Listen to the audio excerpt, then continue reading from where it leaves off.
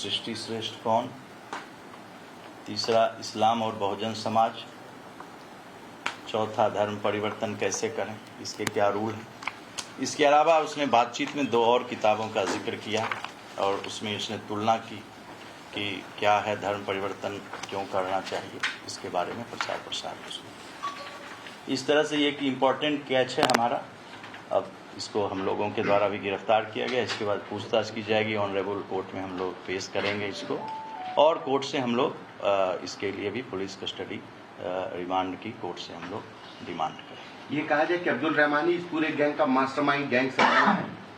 देखिए, निश्चित रूप से अब्दुल रहमान इस धर्म परिवर्तन से जुड़ा हुआ जो यह गैंग है उसका एक मुख्य कर्ता धर्ता है। और जो मैंने आपसे कहा कि कलीम जो शाहीन बाग का रहने वाला था और जिसको उत्तर प्रदेश ATS ने अरेस्ट किया था, उसका यह अनन्य सहयोगी था, और जो कि इसके किताबों से और इसके प्रचार की जो सामग्री मिली उससे स्पष्ट रूप से पता चला है। इससे अभी हम लोग सघन पूछताछ करेंगे, उसके बाद और भी चीज़ें जो हैं वो हम बताएंगे। सारे पत्रकार साथियों से मैं कहना चाहता हूं कि प्रत्येक दिन अब हम 4 बजे शाम में, आप लोगों को कोई दिक्कत नहीं हो तो एक बुलेटिन, न्यूज़ बुलेटिन हम इसके संबंध में जो भी जानकारी होगी इसके संबंध में हम लोग ऑडियो विजुअल दोनों रूप में, प्रेस नोट के रूप में भी बता दिया। सर, एक आखिरी सवाल ये है कि क्या अब्दुल रहमान का इन दोनों लड़कियों को भगाने या दिल्ली में फैसिलिटेट करने का कोई मामला सामने आया है? मैंने आपसे बताया कि आयशा जो काम करती थी वो अब्दुल रहमान के लिए करती थी, रहमान चचा के लिए, और रहमान चचा ही ये जगह फैसिलिटेट कराते थे दिल्ली में। सर, ये धर्म परिवर्तन कब किया था अब्दुल रहमान? 90 में। सर, अभी अब्दुल रहमान के साथ में आपने बताया 3 लोग और थे जो जांच में पता चला, वो 3 लोग कौन है? क्या पुलिस उन तक अभी पहुंची? नहीं, मैंने ये नहीं कहा। मैंने तो ये कहा कि अब्दुल रहमान को पुलिस ने पकड़ा, उसके साथ तो सारे लोग उससे कनेक्टेड थे, आयशा उससे कनेक्टेड थी और लोग भी कनेक्टेड थे। उसके घर पर एक लड़की मिली जो लड़की रोहतक की थी, जिस पर कि रोहतक जब पता किया गया तो रोहतक थाने में गुमशुदगी उसकी। आपने सर एक किताब दिखाई कि बहुजन समाज से जुड़ी, तो क्या ये टारगेट करते थे कि इन लोगों को टारगेट जो अब्दुल रहमान खुद भी था, इनका एक टारगेट रहता था कि जो भी टारगेट का इनका एक अलग ग्रुप रहता था, और इसका मॉडस ऑपरेंडी तो हमारे इन्वेस्टिगेशन की चीज़ है, अभी उसको हम यहाँ पर बाद में बताएंगे। इनका क्लियर था, हिंदू या क्रिश्चियन किसी को भी इनका टारगेट ये रहता था कि धर्म परिवर्तन करके हमें उन लोगों को उम्मत में शामिल करना है, ये इनका एक एजेंडा। सर, एक चीज उम्मत इलेबोरेट कर दीजिए कि क्या उम्मत होता है कि जो लोग बिलीवर होते हैं, जो लोग इस्लाम को मानते हैं, उनको उम्मत कहते हैं, कि जो लोग भी बिलीवर हैं, जो लोग इस्लाम को मानने वाले हैं, तो उसकी जितनी ज़्यादा संख्या हो उसमें उनके नंबर्स बढ़ाने की। सर, जैसे कि उम्मत में शामिल करा करके इनको सवाब मिलेगा, कुछ इस तरह की ये इनकी आइडियोलॉजी है। ये आइडियोलॉजी में है कि क़यामत तो जब ये समय आएगा, तो ये इनकी आइडियोलॉजिकल सोच है जो कि उसके आधार पर वो धर्म परिवर्तन करते थे। इस तरह की सोच एक डेमोग्राफिक चेंज के लिए इन लोग की एक सोच है, जो कि सोच जो देश की हमारी जो सर्वधर्म संभाव की जो हमारी पॉलिसी है उसके विपरीत है, और भारत की जो कानून है उसके विपरीत। सर, 2 चीज सर, एक तो जहांगीर बाबा जिस तरह से रेट फिक्स करता था कि हाई कास्ट के 15 और इसके क्या जहांगीर बाबा से अभी तक इसका कोई नहीं, इस तरह से इनका भी था कि अगर कोई मैंने आपसे कहा कि अभी तो इसको पकड़े ही हैं, तो अभी जब तक पूछताछ नहीं होगी तो मैं इसके संबंध में कुछ नहीं बता सकता।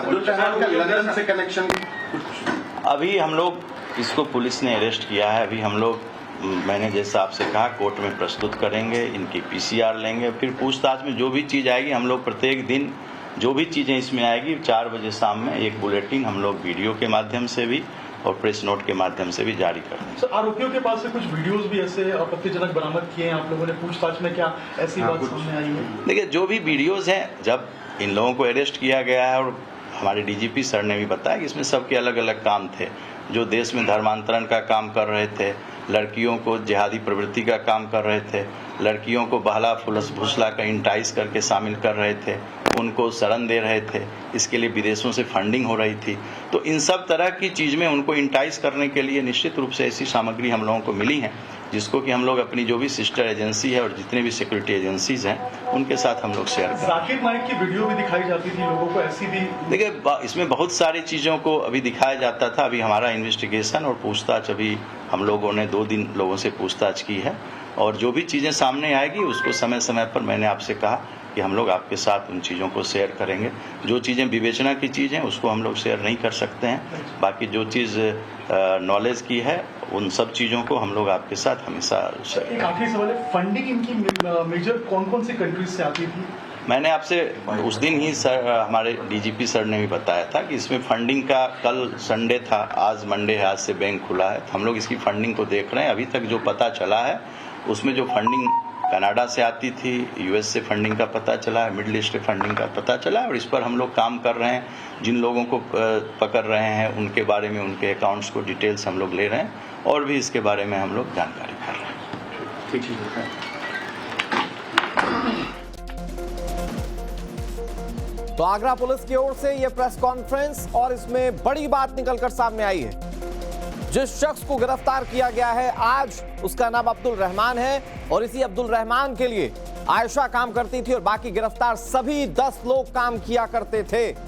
अभी तक की जानकारी जो पुलिस की ओर से साझा की गई है उसमें यह अब्दुल रहमान ही इस गैंग का मास्टरमाइंड दिख रहा है। इसमें पुलिस ने बिल्कुल क्लियर कर दिया कि इन लोगों के टारगेट पर दूसरे धर्म के लोग होते थे, उन्हें बहला फुसलाकर फंसाकर ये उनका धर्मांतरण किया करते थे।